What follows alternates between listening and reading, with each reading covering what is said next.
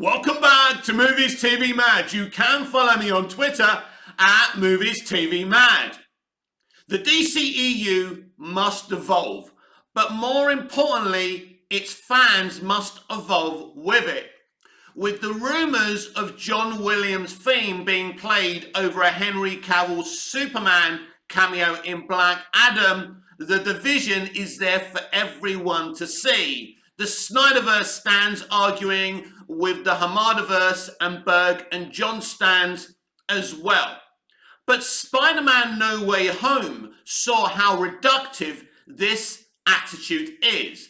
Now, I understand how some people are offended that potentially John Williams' Superman theme will be used instead of Zimmer's Idea of Hope theme. I love both themes. Williams' theme is a celebratory anthem, and it's a huge anthem in pop culture. And to be basically blunt and honest with you, Zimmer's Idea of Hope isn't a pop culture inspirational anthem, but I love it. It's great. It's a great modern day theme. But when I went to see Spider-Man No Way Home, I was surrounded with people cheering and clapping Tobey Maguire, Andrew Garfield, and Tom Holland. There wasn't this, ooh, Tom Holland's a better Spidey than Tobey Maguire or Andrew Garfield. Everyone loved them equally, whether they were more Andy fans and Tobey fans or Tom fans. Where in the DCEU, we've got these arguments. Oh, the Snyderverse is the way to go. Oh no, the Hamadaverse is the way to go. Oh no, the Johns and Berg era is the way to go. Well, let's be absolutely clear here. None of these eras are the way to go. You all know me by now. I love Zack's DC Extended Universe era, but it's not the way to go because it won't put enough butts in seats. Neither is the Hamadaverse the way to go, and certainly not the Bergs and Johns era. Johns was trained by Richard Donner, so it was obvious he wanted Richard Donner's John Williams theme to be playing on Justice League. There is a bias there, and you can understand why that music was being played. Now, the rights and the wrongs of this situation are very, very interesting. What theme should they be using? It's pretty clear they want to move away from the Snyderverse and the Hamadaverse, making changes all the time to what Hamada was doing. Henry Cavill has now been added to the end of the Flash movie, and I believe he will be added to every upcoming DC Extended Universe movie. We need to evolve as fans, and the franchise needs to evolve into something closer to the Spider-Man No Way Home mentality, where all versions of these characters and this franchise are celebrated. But we're going to move on, whether you like it or not. We're going to move on from the Snyderverse and the Hamadaverse, and Black Adam is a great example of this.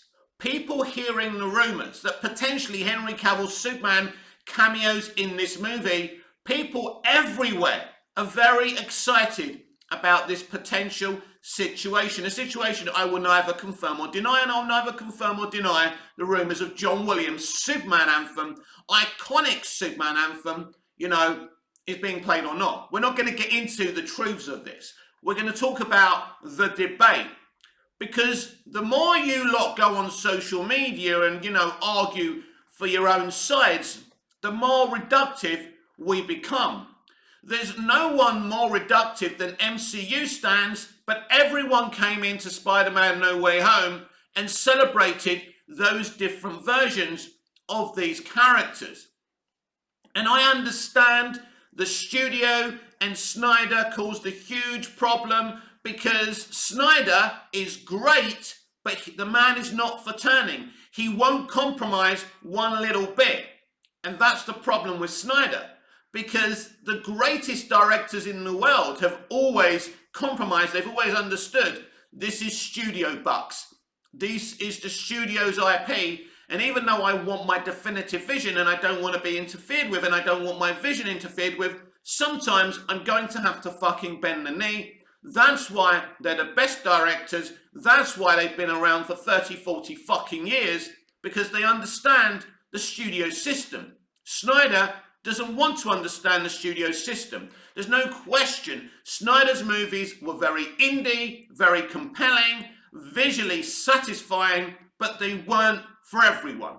I don't agree with them getting rid of Snyder and destabilizing his vision.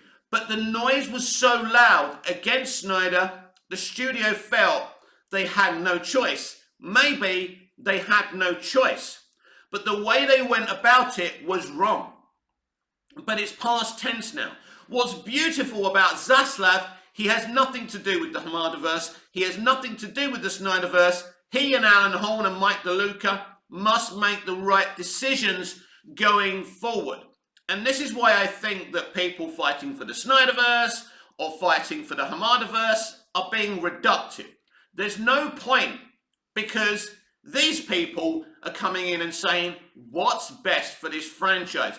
Zaslav has discussed protecting the DC brand. The truth is, and this is a controversial thing to say, the Snyderverse isn't protecting the DC brand, neither is the Hamadaverse. As much as I like Zack's vision, it wasn't what, let's just say, the mainstream, the mainstream audience wanted. And so we must evolve as a fan base, because whether we like it or not, we're going down a direction that's going to make money, that's about pleasing everyone. A decision to bring Henry Cavill in pleases everyone, but then when we hear rumours about the Williams theme and people start bringing out their hot takes, they don't play the Batman theme, it's not the same fucking thing, by the way, but use it for your propaganda by all means. And there's another interesting situation when we talk about this. We talk about, the evolution of fandoms within the DC Extended Universe. Now, Lorne Wolf, I think, is that his name? No, I don't think it's Wolf. Anyway, the guy who composed the score for Black Adam is being attacked. You know what? I'm thinking of Lorne Wolf, the porn star. No. Anyway, let's call him Lorne, right? So Lorne, the guy who composed the Black Adam music, the score, is being attacked by some, I must say this, a minority of Snyderverse stans. I have seen it. This is not a rumour. I'm not bullshitting you. Check the fucking internet. The guys had to respond to these people. Now, his JSA theme is beautiful. His Black Adam theme is beautiful. I can't wait for all of you to hear this whole score. It's a great score. But he's being attacked. They're accusing him of stealing Junkie XL's Justice League theme, Justice League score for Zack Snyder's Justice League. Think about that for a minute. This is a man who, is doing his job. He's not part of the decision-making process. So he wouldn't have decided whether they should use the Williams score or not, if they have in fact done that. I know that. You don't. I can't confirm or deny it right now, but we're talking about it. Once you start attacking a composer and making false accusations about him stealing somebody else's works, because they are false accusations, it's not right. This is a very respectable composer within the industry. He's done a great original score. I can confirm that. And for you to come in and start attacking him on social media says everything that Jay Oliver was saying. Because I didn't agree with Jay Oliver. I stuck up for you guys when Jay Oliver was saying, unless you stop being toxic, right, you're never, ever gonna restore the Snyderverse. He said that, and I was saying, no, what about this industry and how toxic it's been in its history? How dare you talk about toxic fandom? But this proves his point. And this doesn't do anyone any favours to be attacking someone working on the Black Adam movie. Just because you're not going to get what you want, you suddenly find a way to attack someone working in this movie. It's disgusting and it's embarrassing for the rest of us good nerds and pure nerds. And I know so many great Snyderverse stans, and you are embarrassing them, right? Embarrassing them. And we can't keep on going at this. Now, there will be people from different sides, different fandoms, and different sides of the media who will want Black Adam to fail. Snyderverse stands will want Black Adam to fail. Elements of the media who are unhappy with Zaslav and have an agenda against Zaslav, right? Like Humberto Gonzalez, will want the film to fail because Batgirl was shelved. So there's lots of people sitting there on their prayer mats and voodoo dolls going, please Black Adam fail, please fail. I hope it doesn't. I've seen the movie, I like the movie, but I don't know how the audience at large is going to react. And when on Wednesday, when the embargo is lifted for social media reactions, I really don't know the way this is going to go. Because responses to superhero movies, comic book movies have become rather unpredictable, considering the press loved James Gunn's The Suicide Squad. Most people did, but it was a flop at movie theatres. Whether that was to do with the pandemic or not, we'll never really know. But it's a really, really good film, James Gunn's The Suicide Squad, and I was surprised it lost money. And also with Snyderverse stands, you get this whole thing when they kind of look back at what was successful and what wasn't. So Man of Steel made solid money, BVS made solid money, not the money the studio wanted. The first Suicide Squad overachieved. Wonder Woman did well, but I think a Wonder Woman movie should be hitting $1 billion, in my opinion. Obviously, Justice League was a catalytic, however you say that word, disaster. And, you know, Aquaman is the most successful film in the DC Extended Universe, whether you like it or not. Aquaman actually deserves to be the most successful movie in this franchise because it does everything right. And if it was up to me, James Wan will be directing a Green Lantern trilogy for the franchise. This guy is got to be one of the most underrated directors. If James Cameron had made Aquaman 2018, we wouldn't have heard the fucking end of it. This is a stunning, emotional, compelling movie that pretty much does everything right. So James Wan's Aquaman is great. Shazam's great for its audience. We kind of had a couple of SJW movies in Birds of Prey and Wonder Woman 84. We've discussed James Gunn's The Suicide Squad. So mostly, I like the films in the DCEU. But whether you like it or not, we are moving in a different direction. We are moving to a crowd-pleasing direction because this is what Feige and the MCU have implemented apart from Phase 4.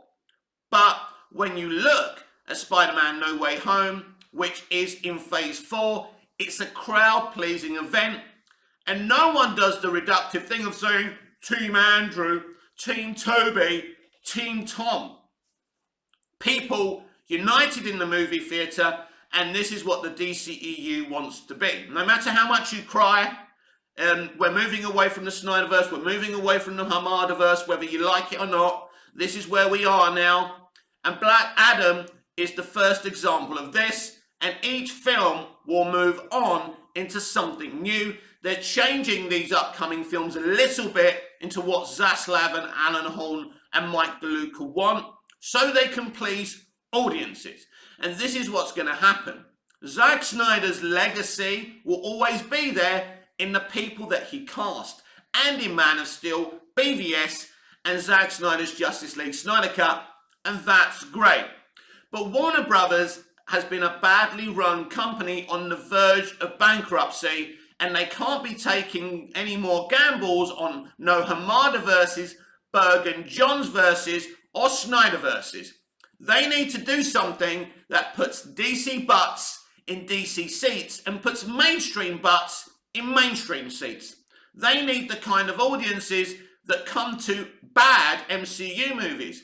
Thor Love and Thunder is a bad MCU movie, but it made just under 800 million. It's not bad, considering, right? The state of that fucking movie. Because there's a loyalty to that franchise ever since of the first Avengers. I think Joss Whedon wrote the best MCU movie, like him or not.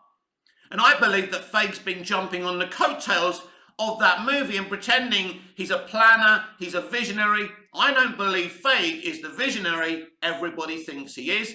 But anyway, it's all about opinions, because that is deemed as how you run a franchise. This doesn't mean the DCEU has to copy and paste what the MCU is. But we have to evolve as fans and as a franchise, because we are moving away from the Snyderverse and the Hamadaverse and the Johns and Bergsverse. How do I feel about this? Well, listen, it depends what you want from your cinema. Do you want great artistic movies? Do you want to go and have a crowd-pleasing event? It's an interesting situation, because I know fans who are so excited for the Flash movie. This implements and makes the whole of DC live action within its history canon. Very exciting. And I don't know how much of that's going to stand, be wiped away. I think the Flash movie has the potential to make a lot of money because of all these cameos and Easter eggs from DC live action's past. So it's a very exciting thing. And adding Henry Cavill to that is also very exciting, and potentially at the end of the movie having Sasha Calais, Kara Zor-El, Supergirl, and Henry Cavill's Kal-El Superman standing together is all we ever wanted. So common sense reigns at last. So you can be with the Hamadaverse, you can defend Wonder Woman 84 and Birds of Prey, you can defend the Snyderverse, a franchise that I liked, and Zack Snyder will always be the one who kicked off the DC Extended Universe. Now, the DC Extended Universe, as I always say, is like a cat with 9 lives. But can it survive Alan Horn, Mike DeLuca, and David Zaslav? Basically, this industry, the entertainment industry, is like any other industry. If it's successful, it continues. If Black Adam does really well, if Blue Beetle, the Flash movie, Shazam! Fury of the Gods, and Aquaman and the Lost Kingdom, which is going to go through the most changes of any of the films, if they make a lot of money and you people, the mainstream audience, really like these films, we will continue with the DCEU. But if Black Adam and these other 4 upcoming movies don't do it, don't resonate with fans, don't make enough money, then yes, certainly that 10-year plan will be nothing to do with the current DC Extended Universe. If you want the DCEU to continue, go and support Black Adam and the rest of the movies coming out. If you don't want that to continue, fair enough. But if you think by boycotting these films you get the Snyderverse, you couldn't be more wrong. Because their research is showing them that's not the way to go. Their research is showing them that the Hamadaverse is not the way to go. But what are the motivations of playing the John Williams theme instead of the idea of hope theme?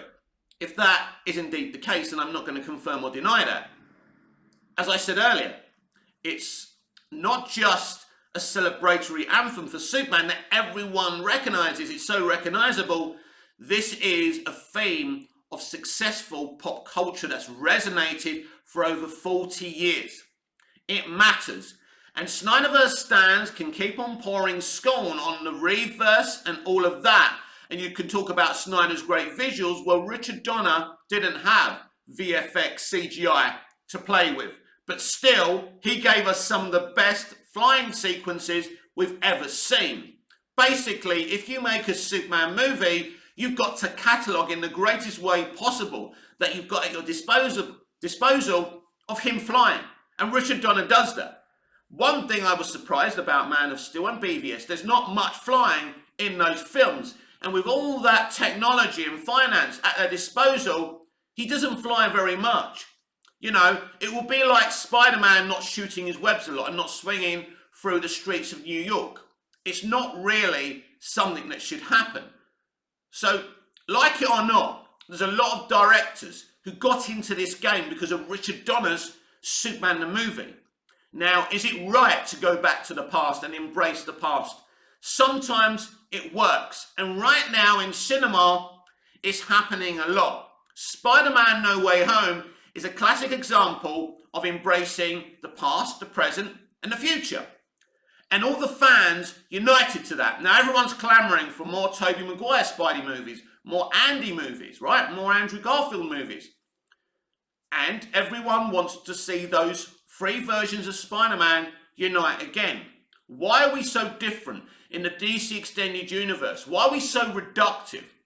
Because if you like it or not, if these movies are successful, these DCEU movies, your noise, your screaming on the internet will pale into insignificance. No one's going to be listening to you anymore. No one's going to take any notice of your trends, because guess what?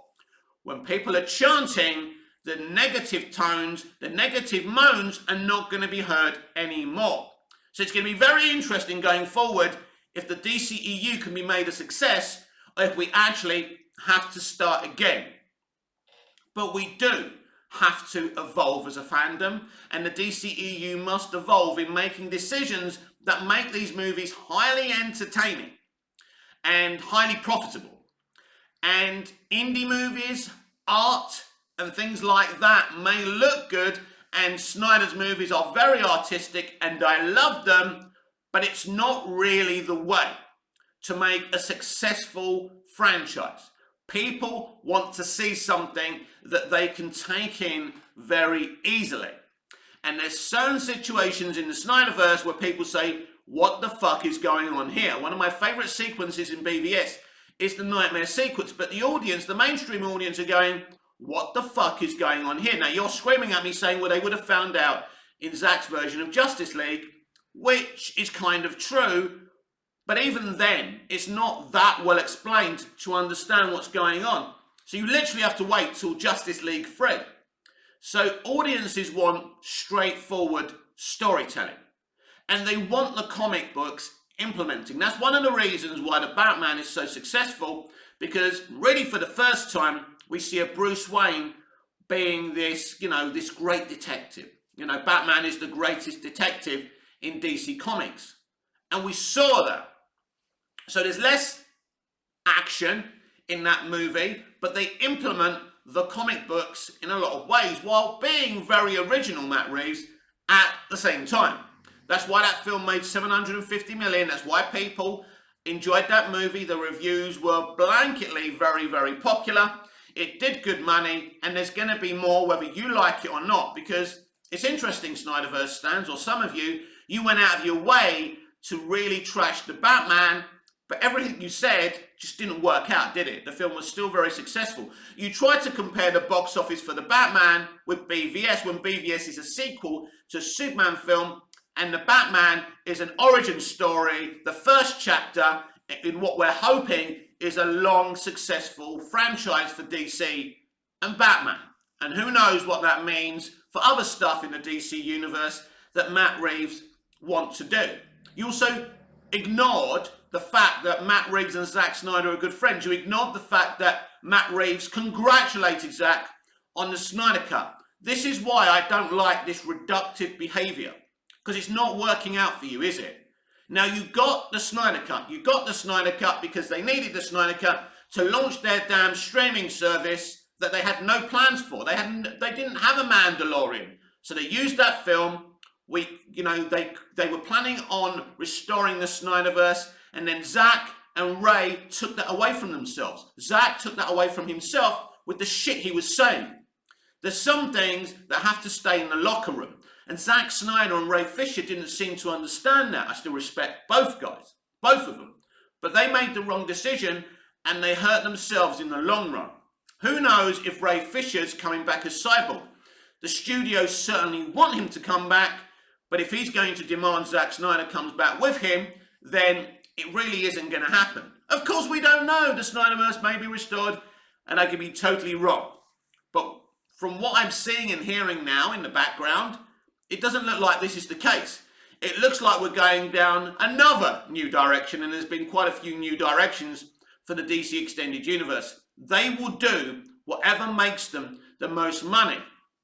We were debating for such a long time if the Flash movie should be cancelled or reshot with another actor. We discussed how that wasn't going to happen. I kind of argued for them getting rid of Miller because of the severity of the accusations, because the accusations, everyone, are very serious. Allegedly, grooming. I'm not saying that's true. I'm just saying allegedly. Anyone can throw accusations out there. I understand that. Allegedly grooming, allegedly having his own cult, blah, blah, blah. And he was saying some serious shit on his Instagram. Now, he said some stuff about the Klan. Now, at the end of the day, speaking against the Klan shouldn't be seen as toxic. He has a point, right?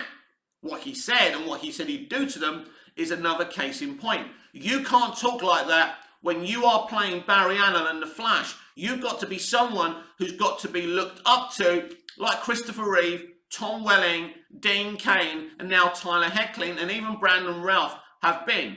They behaved themselves. Grant Gustin, another version of The Flash, no controversy. He lives clean, and it's great. And this is what Ezra Miller has to be. Now, a lot of people believe that Ezra Miller will be removed after this Flash movie because they can't take him out of this movie. He's nearly in every fucking scene.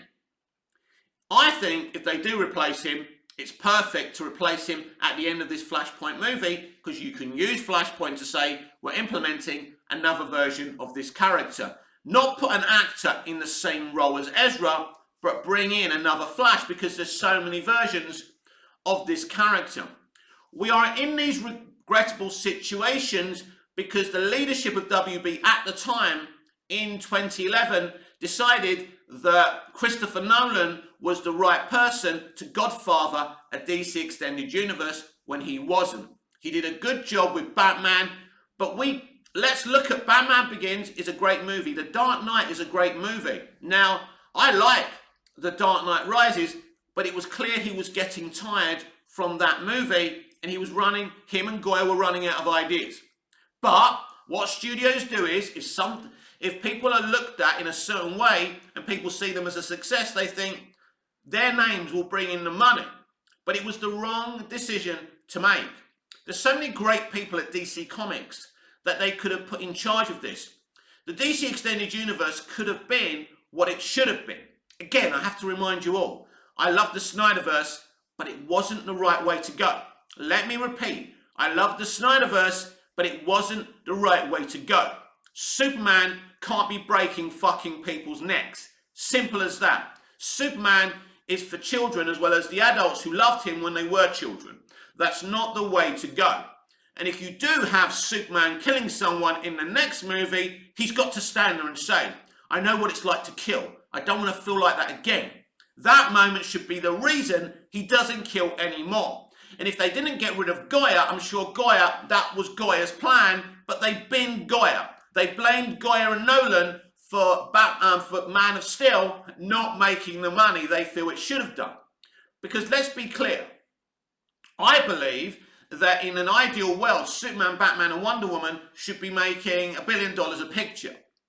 But origin movies don't always make that type of money. Now, if you talk about MCU, the MCU throws so many characters in there, they can get up to $1 billion. But if you look at the MCU characters, if you put them on their own in their movies wouldn't necessarily reach that without any cameos. It's the element of the promise that Feig's made, that this is one universe and no one gets to be in their own sandbox. The sandbox is shared. It's as simple as that. So even with something as derivative as Phase 4, there's still cameos, people are still excited, and we've discussed Spider-Man No Way Home. So I believe ultimately these people that are embarrassing the good geeks and the pure geeks will go away. Because this is a classic comment I hear. Again, I love Man of Steel, I love Cavill, I love Snyder and what Nolan and Goya did with Man of Steel. I hear this comment all the time. Before Man of Steel, I wasn't a Superman fan. That tells you everything you need to know about certain people. I wasn't a Superman fan before Man of Steel. Because ultimately, Man of Steel isn't necessarily, let's just say, the Superman that I grew up with. Not just in Superman the movie and the other Reed movies, but in the comics. He's not. He's a 21st century Superman, a kind of 9/11 worn heavy Superman. He's a Superman in the real world. Here's the thing, nobody really asked for that, and that's not really the kind of thing that you do, because the point of Superman and Batman they're not part of the real world. They're fantasy characters. So even though I love what they did in Man of Steel, when I hear people say, well, I didn't like Superman until I saw Man of Steel, that explains a lot about some of the reductive fandom, and divisive fandom here today. They're arguing for what Snyder did against what Donner did. The reason that what Donner's done has lasted, this man didn't have CGI, as I mentioned earlier, but he did something.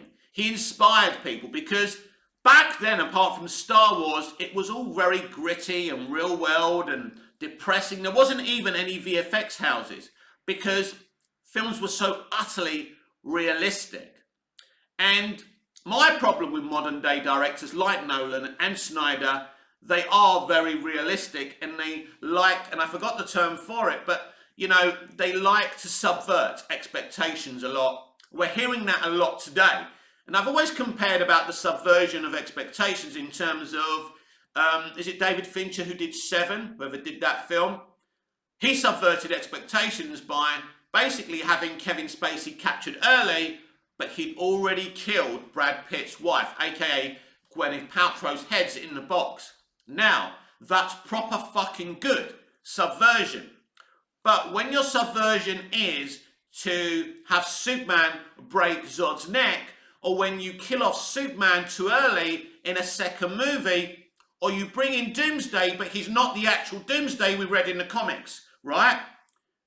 Imagine taking your time for 7 movies, then killing Superman and having a fucking plan.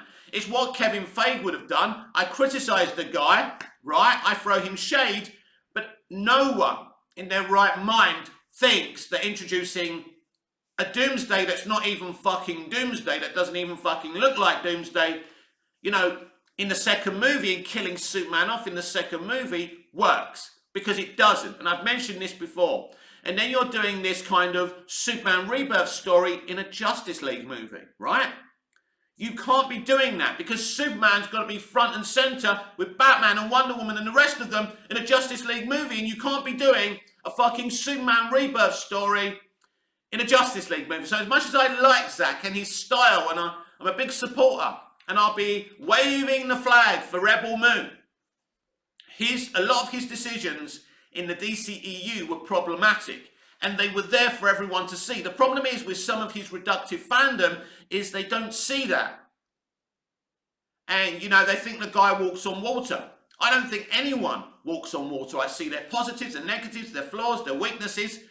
And Zack Snyder is better suited to a Rebel Moon, because Rebel Moon isn't Star Wars. It's something Zack's created of its own that is inspired by Star Wars. They're his characters. He owns them. No one can tell him what to do. He's had a lot of money spent on it. So for his sake, I hope it's successful. It could show how wrong Kennedy has been with Disney Star Wars and the sequel trilogy. We'll have to wait and see. So Snyder made mistakes, and it's time to admit that. And it's time to move on from the Snyderverse and the Hamadaverse, because it's the best thing for DC. And I've said it before, I'm not here for Zack. I'm not here for the Hamadaverse. I'm here for DC, its worlds, its verses, its multiverse, its different versions of Earths, and its characters. This is a wonderful universe, and if you can get it right, it can be celebrated. There's wins in the Snyderverse, there's wins in the, in the extended DC universe, like Aquaman, which is a sensational movie, all down to James Wan. He made changes to Zack's vision of Atlantis. Zack's vision of Atlantis was, speech bubbles, and it was a lot darker. Now, what we saw in Aquaman made more fucking sense from the comics, because Momoa may not be a comic book accurate Aquaman. I think he's a fucking great Aquaman.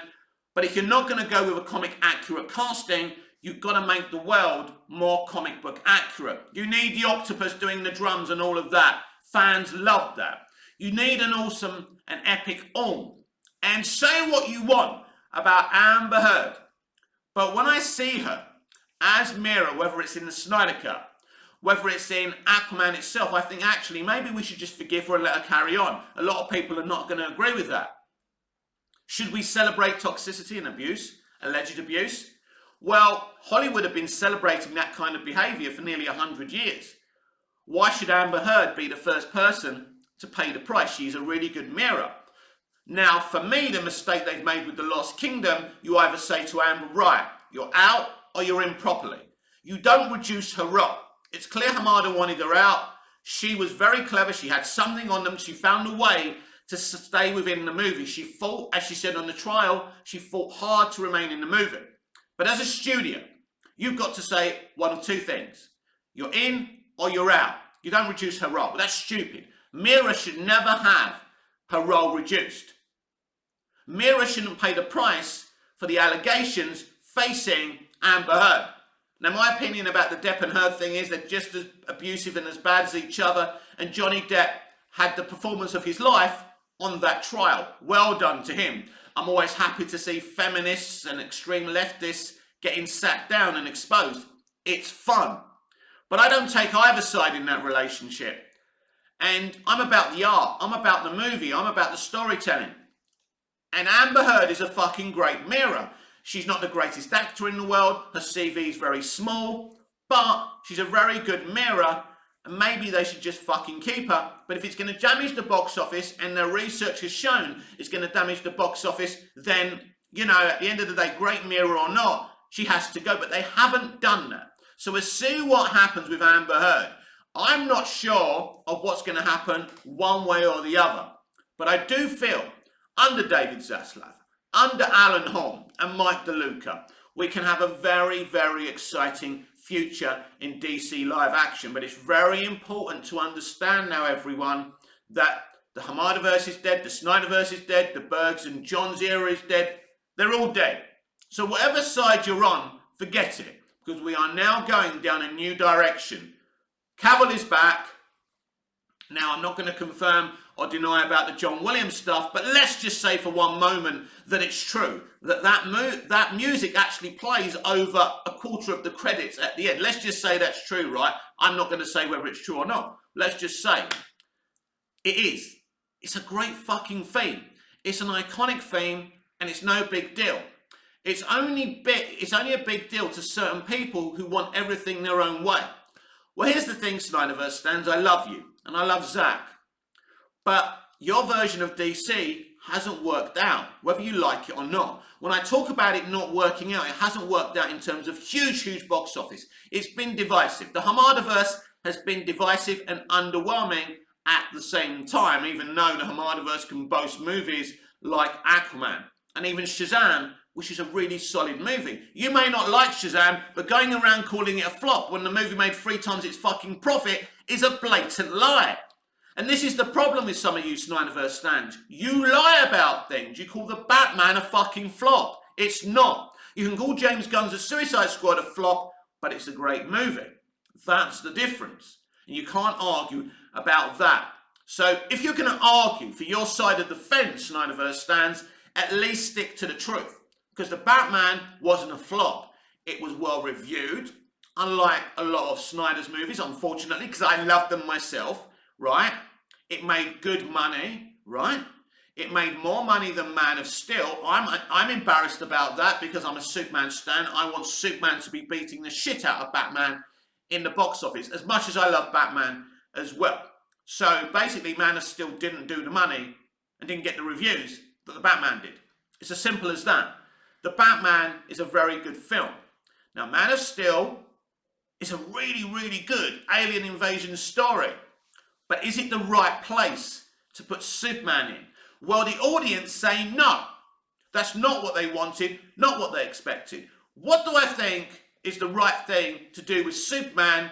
And it looks like it's Henry Cavill's Superman going forward.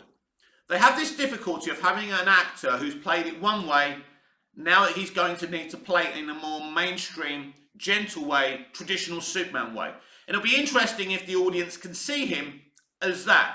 And it'll be interesting what they do after Flashpoint to say, well, he's changed now and this is why he's changed. Superman must be an inspiration. He's not in the real world. He can't be put in the real world because he will never be in the real world. He's part of our dreams. He's part of our fantasies. And he must become an inspiration. He's a pure character raised in Kansas with very old-fashioned ideals. And it's okay to implement those ideals, right? Even if you think some of those ideals are a little bit old-fashioned and toxic. They work for this character. Batman's a guy who saw his parents murdered. He can be a bit of an anti-hero. He can be bitter, twisted. I can even understand him wanting to kill villains, even though people lost their shit about him killing. And again, Batman fans have every right not to be happy about that. It was highly controversial. So the problem with Snyder is he always shaves against the grain.